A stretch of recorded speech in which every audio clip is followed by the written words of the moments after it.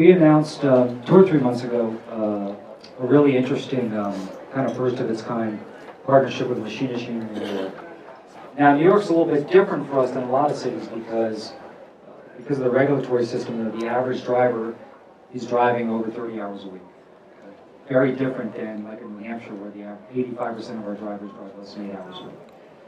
So they're going to provide formal representation, monthly meetings with management. They're going to provide some, legal discounts, training assistance. We are jointly going to the New York legislature to try and not lessen the money we pay. We pay a good chunk of money to New York State, but if you diverted some of that into a benefits fund, then you could get something really interesting. Maybe even things like paid time off and healthcare. So, I think we want to continue to experiment, and we think we were interested. I think a lot of people were surprised to see the announcement, like Uber and Machinists, but I do think it's an example of it doesn't have to be a choice between old and new, tech and not. And we were really struck by, the innovative thinking by the Machinists Union and the leadership in New York, the blessing of the International. They obviously have a lot of experience because they represent and have for a long time black car drivers in New York. So they come with a great understanding of the needs of drivers in the industry. So we're excited about it.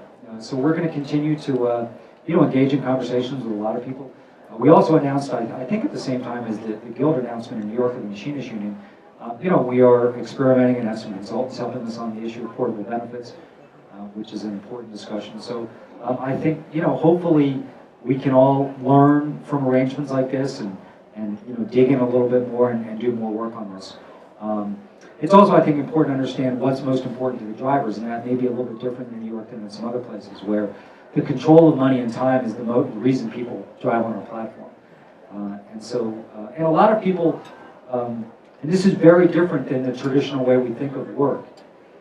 A lot of our drivers aren't planning to do this for a long period of time. Some are, and we're very grateful for them. We have a huge surge of people that just do it for a couple of weeks around the holidays in December. Kind of how they pay for travel or pay for presents. We have a lot of people do it in the summer, students and teachers. So you have to have an approach that I think is consistent with that. But we're excited about that. And I think it triggered a lot of thought in this space. We're very excited about it and eager to see how it goes.